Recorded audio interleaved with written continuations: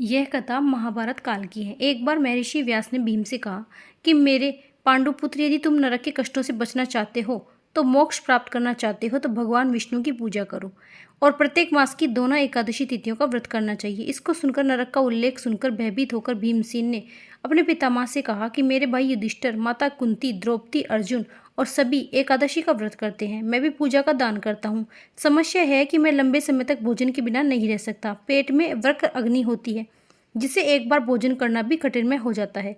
पितामह, यदि कोई ऐसा व्रत हो जो वर्ष में केवल एक बार ही करना पड़े, उससे स्वर्ग प्राप्ति का पुण्य हो, तो मैं ऐसा व्रत करने का प्रयत्न करूंगा। यह सुनकर व्यास जी बोले, हे भीम, वृष और मिथुन राशि के मध्य ज्येष्ठ मास के शुक्ल पक्ष में जो एकादशी आती है उसे निर्जला एकादशी कहते हैं। यह एकादशी वर्ष में केवल एक बार आती है, इसलिए आपको इस व्रत को अवश्य करना चाहिए। इस व्रत के दौरान स्नान, आचमन से शुद्धिकरण होकर अलावा पानी का उपयोग करना वर्जित है। आचमन के दौरान भी सुनिश्चित करें कि पानी 6 बूंदों से अधिक न हो, अन्यथा यह शराब पीने के बराबर माना जाता है।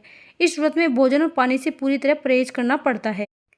यदि कोई ज्येष्ठ शुक्ल एकादशी को सूर्योदय से लेकर द्वादशी तक सूर्योदय तक जल नहीं पीता तो उसे सभी 24 एकादशियों का व्रत का पुण्य प्राप्त होता है। द्वादशी तिथि को ब्रह्म मुहूर्त में उठकर स्नान करें और ब्राह्मणों को दान दें। इस दिन ओम नमः भगवते वासुदेव का जाप करें और इसके बाद स्वयं भोजन करने से पहले ब्राह्मण और किसी भूखे व्यक्ति को भोजन कराएं। निर्जला एकादशी व्रत करने से प्राप्त होने वाला पुण्य वर्ष भर की सभी एकादशियों के पुण्य के बराबर होता है। व्यास जी ने कहा, हे पुत्र, एक एकादशी का माध्यम मुझे होने वाले सभी तीर्थों दोनों से बढ़कर होता है। जो व्यक्ति एक दिन बिना पानी के रहता है वह जन्मों के पापों से बढ़कर मुक्त हो जाता है। जो लोग निर्जला एकादशी का व्रत करते हैं उन्हें मृत्यु के समय यम के दूतों की यातना नहीं सहनी पड़ती, बल्कि भगवान के दूत उन्हें स्वयं दिव्य वाहन में बिठाकर स्वर्ग ले जाते हैं। व्यास के निर्देशों का पालन करते हुए भीम ने निर्जला एकादशी का व्रत रखा, इसलिए इस एकादशी को भीमसेनी एकादशी या पांडव एकादशी के नाम से भी जानते हैं। इस व्रत को करने से सभी मनोकामनाएं पूर्ण होती हैं।